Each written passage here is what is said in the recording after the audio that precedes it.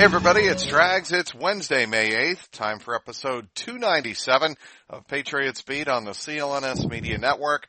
Find us at clnsmedia.com and follow us on Twitter, as always, at Patriots CLNS. The Patriots announced Monday that former safety Rodney Harrison has been voted by the fans as the 29th person to be inducted into the Patriots Hall of Fame, beating out Richard Seymour and Mike Vrabel. Harrison, who helped the Patriots win back-to-back Super Bowls in 2003 and 2004, becomes the seventh player from those teams to be selected into the team's Hall of Fame. He joins Troy Brown from 2012, Teddy Bruschi 2013, Ty Law 2014, Willie McGinnis 2015, Kevin Falk 2016, and Matt Light just last year.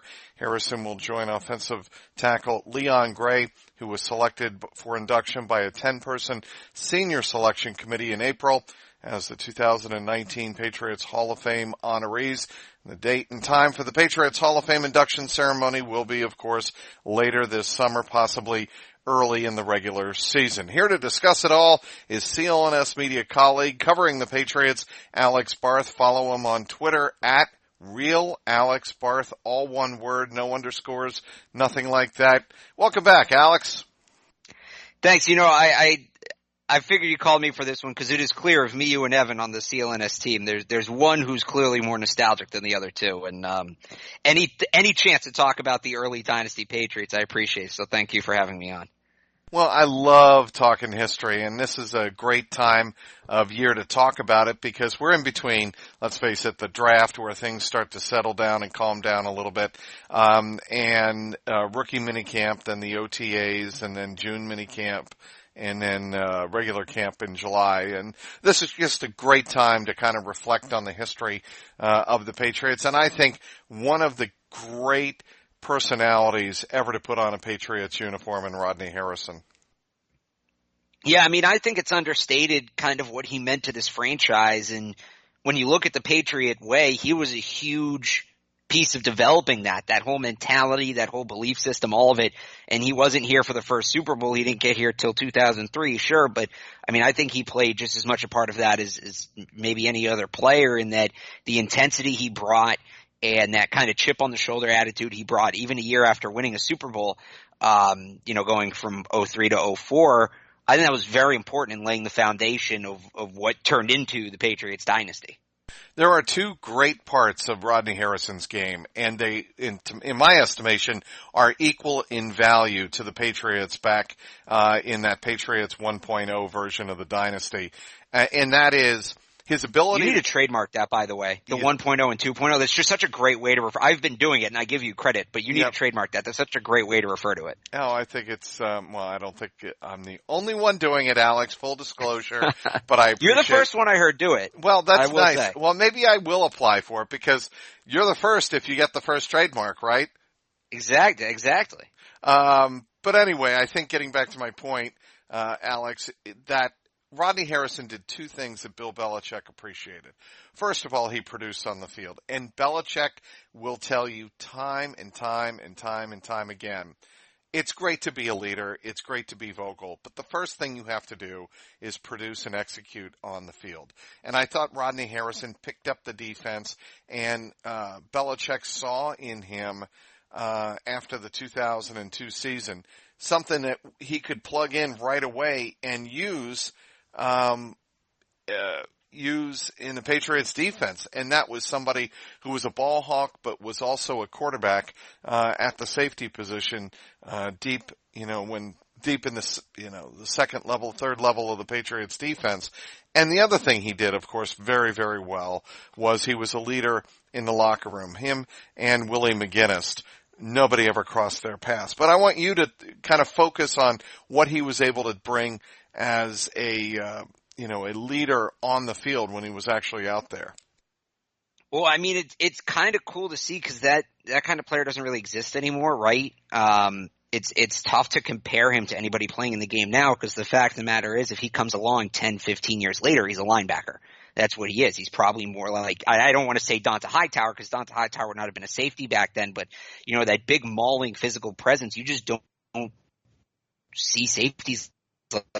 it allowed him to command a lot of respect. The way he combined the mental element of his game with the physical element. I mean, the clip that's been going around, which is one of my favorites of all time, is the clip from his Football Life documentary when he talks about when he first got to New England, and it was Lawyer Malloy's job, who, by the way, is another fantastic player and should at some point get into the Patriots Hall of Fame. But it was Lawyer Malloy's job, and he was there competing for it. He wasn't there to make friends, and they talk about him starting fights at practice and getting under Brady's skin and having guys, have problems with him. And then it just cuts to a clip of Belichick, who just sits there with that Belichick smirk and goes, "Best practice player I ever had." And that's really all you need to know about Rodney Harrison, is that he was such a good player, but he played like the 90th man on the roster at all times, both in practice and in games. I'm sure a lot of his teammates didn't necessarily like him in the moment, but he commanded the respect where you had to try to reach his level 24/7, and that got the best out of everybody around them. And I think, you hear guys say that ultimately at the end of the day, looking back, they appreciate him for it. And that's kind of similar to what you hear about Belichick. When you're in the moment playing for him, he can be tough and you hate him sometimes, but when you look back at it, he gets the best out of you, and he helps you achieve your goal of winning a Super Bowl if you're an NFL player. So I think Harrison is as close as if Belichick was a football player, if Belichick was an NFL player, Harrison is the closest to what it would be, of what Belichick would be of any player we've seen. That's an interesting analogy and an interesting comparison you draw there between Belichick, the coach, and Harrison, the player, and the intensity. And I think there's some legitimacy to it. But what I also very much believe is Belichick loved the fact that Rodney Harrison could bring something to get under the skin of Tom Brady, to make him mentally tough at practice, to grow as a player during games. I don't think that's can be overstated Talked about enough. Absolutely. I think having Harrison... there's two guys. Brady's admitted that there's two guys that have gotten under his skin like nobody else ever, opponents or teammates, and it's Rodney Harrison and Ty Law. Right. And, to have played against both of those players in practice, Brady absolutely grew into the kind of leader that he is on the field, and grew into the kind of quarterback that can read defenses better than any quarterback, I think, in history. Oh yeah, because and again, it goes back to it. Everybody remembers Rodney Harrison, the big hitter, and that's the trademark of his game. I'm not going to say it's not, but he doesn't, get the credit for having the football IQ that he did. And again, you look at that whole defense, and kind of the annoying thing about this whole induction process for the Patriots Football Hall of Fame is they have so many guys that deserve to be in, and they need to start putting in more than one at a time, because Harrison embodied what that defense was. But you had so many guys in Harrison, McGinnis, Law, Bruschi, Vrabel, Seymour, all of them that were just such high IQ football players, and Brady's going against that 5 days a week. So he had to raise his football IQ, and he had to do it quickly, or he was going to get eaten alive at practice. And that's kind of what set the Patriots apart. Back when the game was very physical, and not like it is now, back before a lot of the rule changes, there wasn't as much of an emphasis placed on football IQ. And the Patriots are one of the first teams to really go all in on that. And it's because of guys like Rodney Harrison who were able to pair the mental part of the game with the physical part of the game so well. I don't know that was – look, there were certainly players who did it, all-time greats, but – it was not a common trait. You see it a lot more now. The football IQ part of the game is focused on a lot more now. 20 years ago, that wasn't the case. You were either a big mauler or you were a crafty, smart player. Harrison was one of the few in his era that was both. I mean, you look at the other safeties of that time, Ed Reed, Brian Dawkins, that might be it for me. It may be John Lynch if you want to throw him on there, but he might be a little later. I don't know if he's the same era.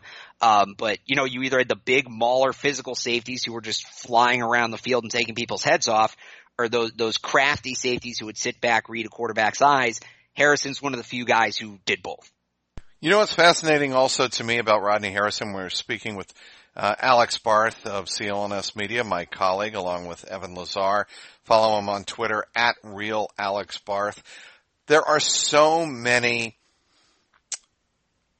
great and distinguished moments that Rodney Harrison had as a player that you can point to. Great, just singular moments on the field. Of course, there are two moments in Super Bowl 42 that he'd like to forget, and he's spoken ad nauseum about these. The David Tyree catch being one.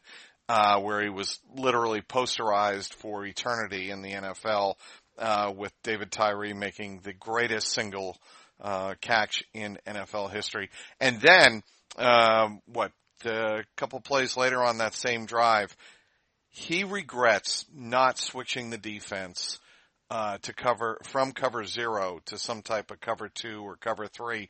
And what I remember from that same football life on Rodney Harrison was him not overruling Junior Seau, and Seau telling him, no, stick with the call, and Rodney Harrison saying, I knew it was wrong, I had a bad feeling. And obviously, when you had the catch on Ellis Hobbs in the end zone, Plaxico Burress over Ellis Hobbs, you felt for Rodney Harrison because that's going to live with him forever. Yeah, and later on in his career, I mean, he certainly wasn't the same guy that he was early on, and I think part of the reason they stuck with that play is you think Super Bowl Rodney Harrison, he's a guy who can cover in that situation, going back to the Tyree play, and then you talk about the switch as well, but specifically with the Tyree play, I mean, that was him at the end of his career, and that was kind of what did that defense in, is that they had a lot of talented players, but they were guys who were, anywhere 5-6 years past their prime, and just couldn't necessarily play that full 60 minutes and make that one last play they needed to make. So it's unfortunate Harrison's posterized in that moment, certainly, but on the other hand, he has the defining moment to me of Super Bowl 39, and he had the moment that clinched the dynasty, intercepting Donovan McNabb at the end of that game. And that's always the first thing that comes to my mind when I think of Rodney Harrison, is him doing the arm flap, the eagle flap up the field after that interception to win the Super Bowl and sink the dynasty. And then another Patriots Hall of Famer, Gil Santos, his great call of back-to-back 2 out of 3. Yes, it's a dynasty. That with the Harrison clip, to me, is the moment. That's the moment that the Patriots became a dynasty. Going back to the stats, Alex, first 2 seasons in New England, Harrison was not only the Patriots' leading tackler each year, but he also led all NFL defensive backs in tackles both years, and he had a career high with 140 tackles in 2003, followed by 138 more the next season. You know what that tells me? The guy was always around the ball. Yeah, he absolutely was, and even when he wasn't, if you want to talk about Rodney Harrison's stats, the big one for me is 7 interceptions in 9 playoff games, and those didn't come against scrub quarterbacks. You're talking about Peyton Manning and Donovan McNabb, and that to me is kind of, and it doesn't get talked about as much. It's probably not quite on the same level, but the Mariano Rivera run scored on in the playoffs. More men have set foot on the moon than have scored on Mariano Rivera in the playoffs. 7 interceptions in 9 games when you're facing the likes of Peyton Manning, Steve McNair, who was an MVP the year they played him, Donovan McNabb, that Panthers offense, which was outstanding, even though he got hurt in that game. They played some good offenses during that run, and Harrison victimized every single quarterback they saw. So again, it's been kind of put out there a bit this week. It got buried for a while there, but something that's not talked about enough. 7 interceptions in 9 playoff games for Rodney Harrison, with 3, I believe, coming against Peyton Manning. It's 3 or 4. I can't remember off the top of my head. Well, you mentioned that, and, I certainly did not mean to be Nancy negative with the 2 moments in Super Bowl 42. No, I mean, it's part of his legacy. Like, you have to mention, if you're going to tell the story, tell the whole story. I think that's fair. Right. But you mentioned the eagle flap. Another couple of moments that stick out to me as defining Rodney Harrison and why he's in the Patriots Hall of Fame. Obviously, the production is there, but there have to be defining moments that stick out that made you who you were as a iconic figure in the Patriots franchise. That's why you're getting into the team's Hall of Fame. Right. One was the interception of Ben Roethlisberger in the 2004 AFC Championship that essentially sealed it, right?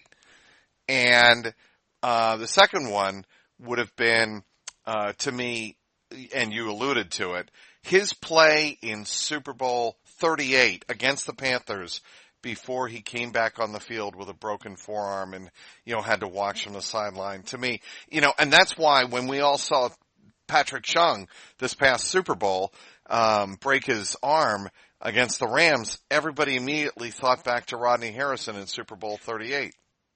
Well, so do you want an interesting stat that means absolutely nothing, but it's interesting? Fire away. The Patriots are 3-0 in the Super Bowl when their starting safety breaks his arm, because Eugene Wilson broke his arm in 39 as well. I did not know. I completely forgot about that. Not saying that it should become part of their strategy, no. But 3-0 when the starting safety breaks his arm in the Super Bowl. It's when we normally say break a leg, maybe with the Patriots it should be break an arm going into the Super Bowl. Well, obviously what we're referring to here is, if you ask me who's the toughest Patriot and the most ornery Patriot, I'd say probably John Hanna would be right up there, number one. It's hard to imagine anybody being tougher, more ornery when he played than John Hanna. Now, I'm an old geezer, and I get that, and I go back to the 70s all the time. He was a true Hall of Famer to me, and one of the very, very toughest Patriots ever to have played. And there have been so many down the road. Willie McGinnis is certainly, he was ornery. He commanded. Logan Mankins played a whole season on a torn ACL. That would certainly he would certainly be in that discussion. But I would make the argument that Rodney Harrison is right up there with them in terms of the toughest, most intimidating, mentally and physically gifted players to ever play for the Patriots. I mean, he played mean. He was a mean guy on the field. He played angry, but that's what the fans love. I put out there on Twitter on yesterday, Monday, when he got in, just to test the theory, top 5, I asked people, they're 5 Patriots of the dynasty era. It doesn't matter how good they were, doesn't matter how long they played here, just 5 favorites. And Harrison showed up on most lists, and he was as high as 2 on a lot of them. And I think there is a significant population of Patriots fans. If you ask who is your favorite player from the Patriots, going 2001 to now, I think there's a significant part of the population that puts Rodney Harrison second to Tom Brady. So let me ask you this. Why do you think, and there was an uproar, I'm not going to make this hyperbole and I'm not going to overstate this, but there were those out there who cover the team who believed that Richard Seymour and Mike Vrabel would have been in before Rodney. So I did vote for Seymour. He played for the Patriots longer. He was drafted by the team, and I think he was, when it's all said and done, a better football player. Not by much, but he was. I think that, Harrison wasn't in New England as long, and it was the back, even though he was still, those 2 years, 03 and 04, nobody played the safety position in the NFL better than he did, but it was sort of at the end of his career. You did have the suspension in there. Seymour probably was more deserving, but again, it's a fan vote. And I remember saying to people, I knew it should be Seymour, but it's going to be Harrison. And all 3 should be in. And again, it goes back to what I said before.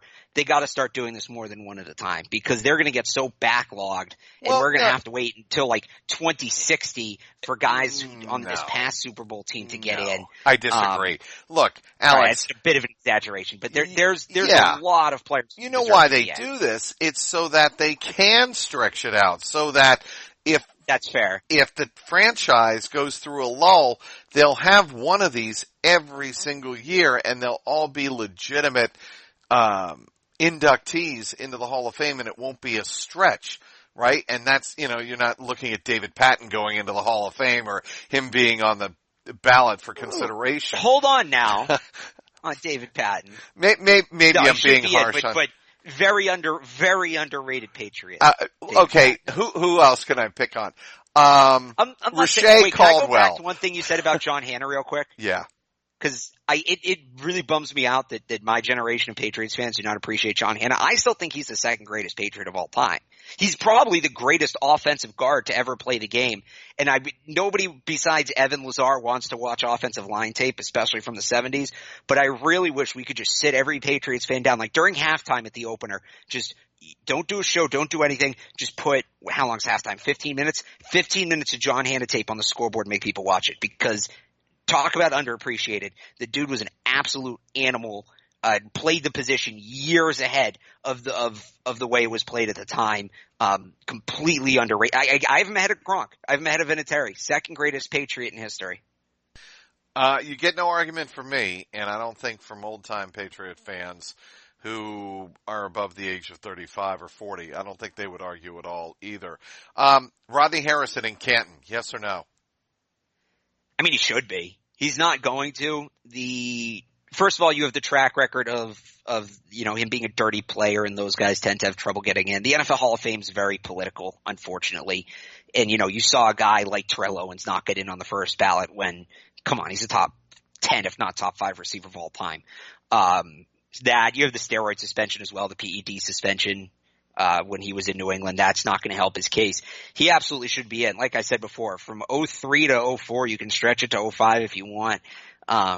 Nobody played the safety position better than Rodney Harrison did. And I know this is a very toxic name to attach him to, but from a pure athlete basis, to me, it's a lot like Schilling in that he was very elite for probably not the window a Hall of Famer should be, a little bit shorter. But when you throw his playoff numbers in, it's a no-brainer he should be in. And he's going to carry that baggage. It's a different kind of baggage, and I won't go down that road with Schilling.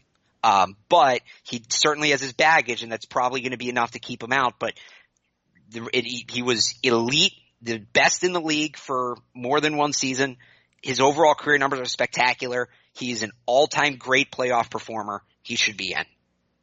Speaking with Alex Barth, covering the Patriots, along with myself and Evan Lazar for CLNS Media, and you can follow him on Twitter, as always, at RealAlexBarth. That's RealAlexBarth.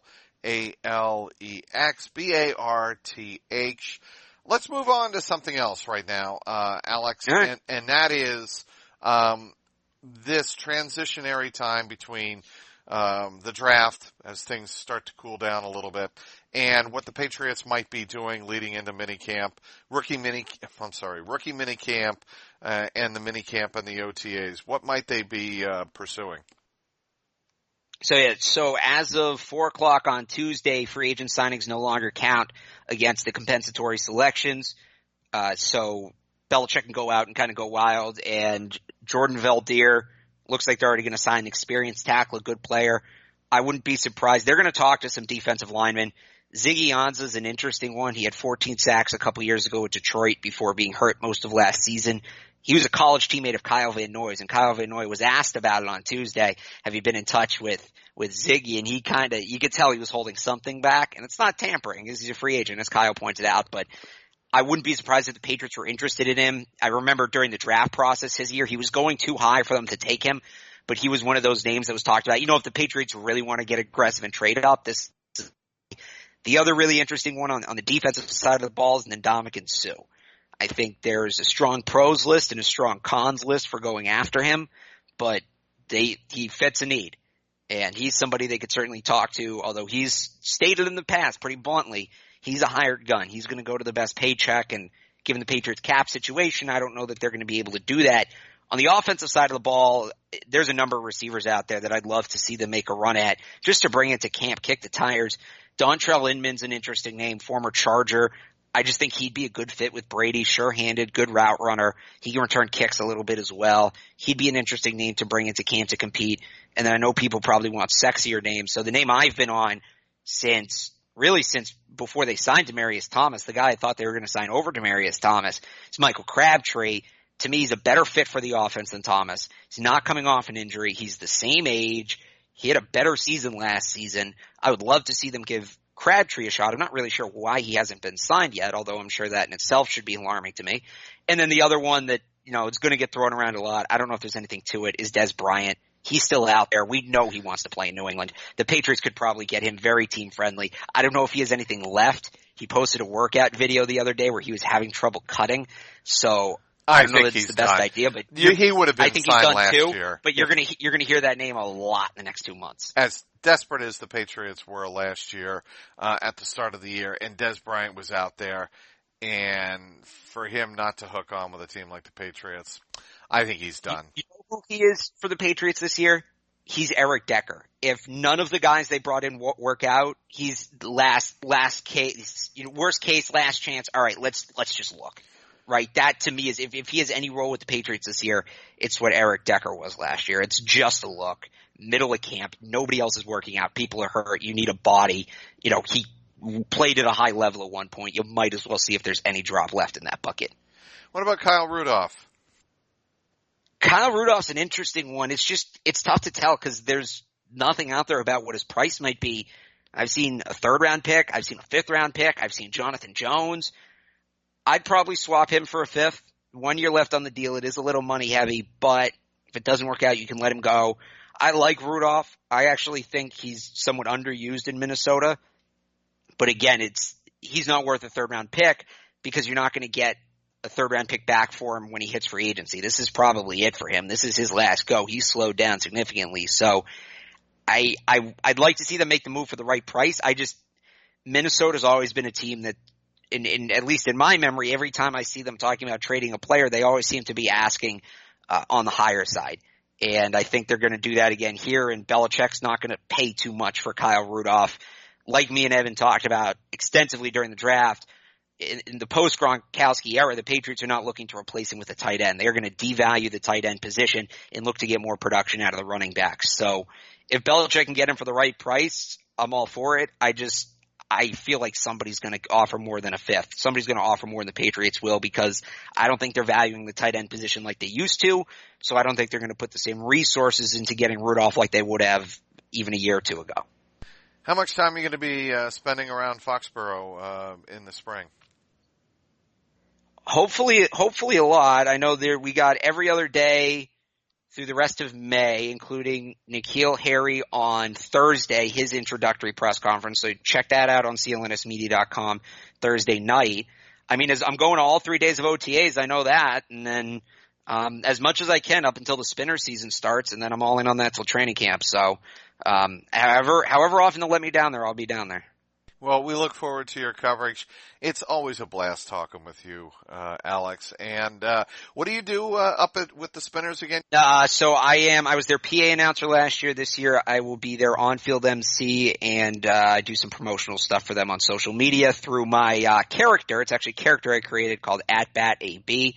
That's a hashtag. If you check out the Little Spinners page, there's some wild videos on there of me lightsaber battling Chewbacca and playing with bobbleheads and stuff like that. So, God. You gotta do something in the off season. All right. I want to thank everybody for downloading today's podcast. Thank our great guest and colleague, Alex Barth, covering the Patriots for CLNS. You can and should be following him at Real Alex Barth, all one word.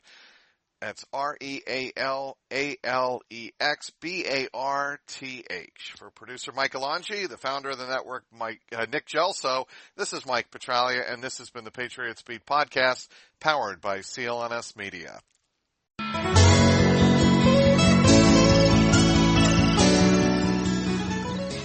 Hello, I'm Dan Lothian, host of the Behind the Media podcast on the CLNS Media Network.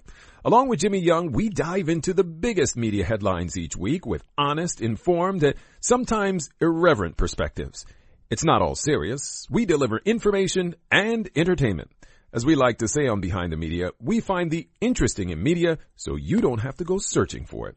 Listen to our podcast and get prepped for the next trip to the water cooler. Subscribe to Behind the Media wherever you get your podcast, or find us on www.clnsmedia.com.